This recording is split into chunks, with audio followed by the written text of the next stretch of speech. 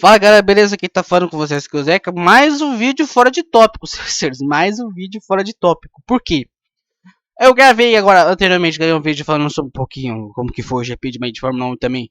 As recentes mudanças do mercado da Fórmula 1. Também comentei o jogo do Corinthians contra a equipe do América de Cali. Só que isso aqui vai ser um pouquinho mais de opinião pessoal minha, né? De comentar sobre os assuntos off que a gente comenta aqui, que é de anime e esporte, principalmente de automobilismo e futebol. Que é a questão do conclave. No momento que está sendo gravado esse vídeo, agora é 7 de maio, meio de 3. Daqui a pouquinho a gente vai ter o início de como que está sendo a votação lá no Vaticano no conclave, né? Que vai ser a eleição para o próximo Papa, o próximo líder da Igreja Católica. Né? Porque eu sabia, eu sou católico também. Então é um momento muito importante, né, para a religião católica, para o cristianismo no geral, né? Minha opinião é a seguinte, né? A gente vai comentar um pouco sobre a expectativa, né? O que a gente quer para o próximo conclave, né? Qual que vai ser a linha que o próximo Papa vai seguir. Mas a gente vai comentar o seguinte. A gente tem certas sequências de cardeais que são um pouco mais pastorais e cardeais que são um pouco mais, como que eu vou falar, diplomatas, né? Eu vejo que, apesar do Wojtyła, né, que foi o Papa João Paulo II, ter uma tendência mais, ele conseguiu casar bem momentos que ele for ser pastoral, ele sabe ser pastoral no momento que ele é pastoral, mas ele também era um bom diplomata, não é à toa que ele conseguia falar 3 idiomas, eu fico assustado do tanto que o Papa João Paulo II falava vários idiomas, ele falava português bem, espanhol, inglês, japonês, eu ficava até embasbacado, cara, eu cheguei a ver vídeo também, especificamente, eu ficava até embasbacado.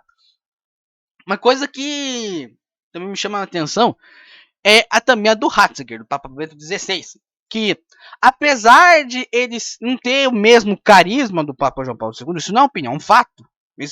Do que ele não tinha de carisma que eu pensava no diplomata, né? Eu vejo o Ratzinger, o Papa Bento XVI, como um cara mais intelectual, uma coisa que eu admiro do Ratzinger, eles são um cara intelectual, saber bem as partes da teologia da igreja, isso me interessa bastante, porque dá pra ver que é um cara bastante intelectual, mas o ponto fraco do Ratzinger era essa questão de ser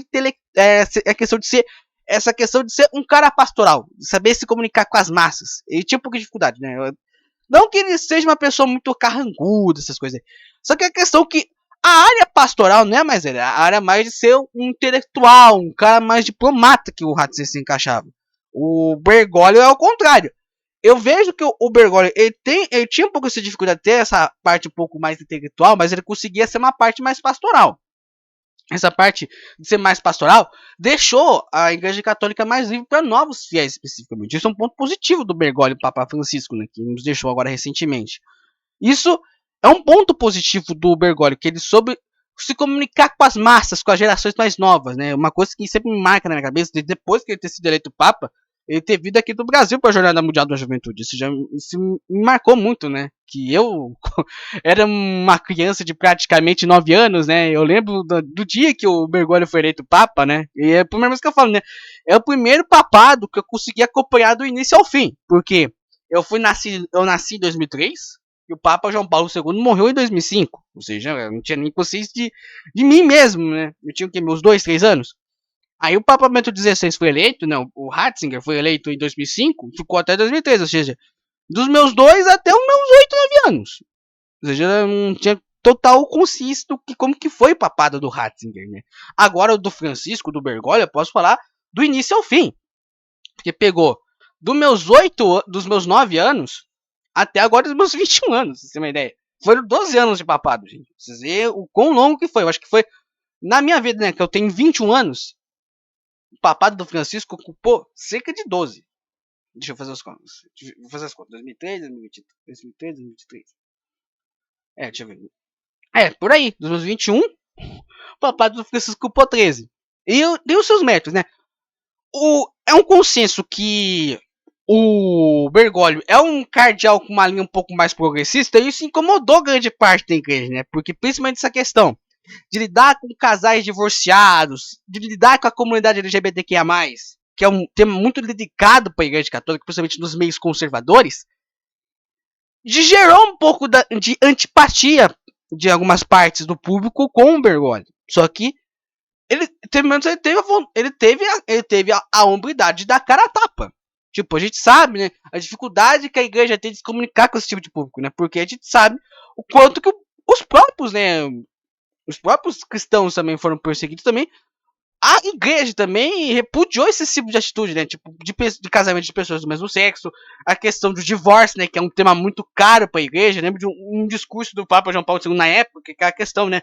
De que o que Deus uniu, o homem não separa, né? Que é um discurso claramente contra a questão do divórcio, né? Então, é um tema muito caro para a igreja católica também, né? Então, é um tópico sensível que o Bergoglio fez bem em comentar sobre, de tirar esse tabu de não comentar isso sobre na Igreja Católica, mas ele também acabou, digamos que ele acabou gerando antipatia por uma parte de um público da Igreja Católica mais conservador, né? Mas pelo menos ele teve a habilidade de ser sincero, de ser uma linha pastoral para falar, a igreja cabe para todo mundo, não importa a sua cor, não importa a sua classe social e não importa também sua opção de gênero sexual também. Isso que foi uma mudança chave para a Igreja Católica especificamente. E agora, o que vai vir para frente? Você vai ver tem gente que se discute se vai ter um cardeal mais conservador, se vai ser um cardeal mais liberal, se vai ser um cara mais velho, um cara mais novo. Essa é a questão que a gente tá tendo. Acho que um consenso já que a gente já tá tendo, acho que até próprio entre os cardeais que vão votar daqui a pouquinho, é a questão. Não vamos mudar muito a linha que o Francisco já fez. Porque eu acho que é uma linha bem definida, né? Tipo, de tentar trazer uma igreja para o público mais novo e pelo menos ter esse senso de humildade, né? Não ter luxúria, não ter gasto com coisas desnecessárias. Porque a igreja tem que caber para todo mundo, não importando a sua classe social. Isso é justo, justo. A questão que pega é que linha que eles vão seguir? Porque tem tópicos que o Francisco abordava, mas não vão ser todos os cardeais, principalmente o que foi eleito Papa, vai entregar. Lembrando que do momento que eu tô gravando esse vídeo, já começando com o Cave agora, ou seja, a gente não tem nem ideia de quem vai ser eleito Papa. Claro que tem aquela discussão dos papáveis, quem é que vai ser eleito Papa por ali, tem um favorito ali ou acolá, mas sabe a famigerada frase do ditado italiano, quem entra no conclave como Papa, sai como cardeal, ou seja, não é legal fazer campanha dentro do conclave, né, gente? Ou seja, se for pra alguém ser eleito Papa, vai acontecer ali na hora. Os cardeais vão decidir aqui na hora. Porque, tipo, vai ser mais ou menos assim. Uma linha parecida com a do Francisco. Beleza. Beleza. Deixa eu comparar aqui. Olha, esse cardeal que eu gostei da homilia dele, cara. Acho que esse cara aí vai dar um bom sumo pontífice. E votam nele. Acho que é praticamente isso que se define do conclave. Cara, o Espírito Santo dá aquela orientada. Tipo, olha, eu acho que um cara assim seria legal pra ser líder da igreja. Mais ou menos assim. Acho que é assim. Tipo, os cardeais decidem de si, mas o Espírito Santo dá aquela espécie de orientação. Olha, eu seria interessante se tivesse um cara assim para comandar a igreja. Né? Aquela orientação, por assim dizer. Mas isso vai se definir nos próximos dias. A gente sabe que o conclave é um processo longo comparado com outras eleições do mundo, imagina. Já teve uma vez, lá em meados do século XV, XVI, ou até antes, quando estava começando essa questão de conclave, que os caras demoraram mais de 2 anos. 2 anos para elegerem um papa. Comparado com 2 anos, 2, 3 dias não é nada, gente. Não é nada. Não é absolutamente nada.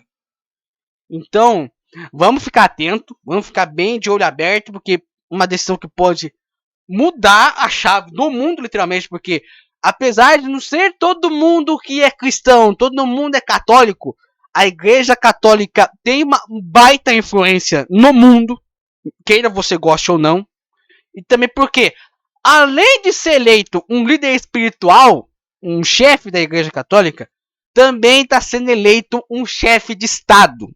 A gente tem que levar em consideração, além do Papa ser um chefe de governo, ser um chefe espiritual, ele também é um chefe de Estado, ou seja, ele também tem um papel de ser um diplomata também, ou seja, a questão também de você ser eleito Papa, também a questão de ser Papa, você também tem que saber a questão de saber ser diplomata, ter boas relações internacionais, principalmente áreas de guerra, né? Como por exemplo a da guerra da Rússia com a Ucrânia.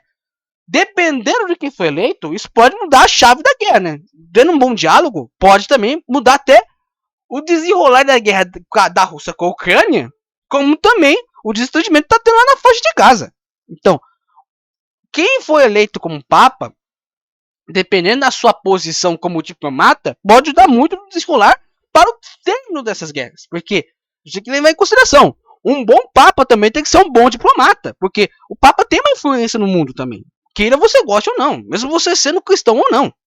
Então, tem essa certa influência também.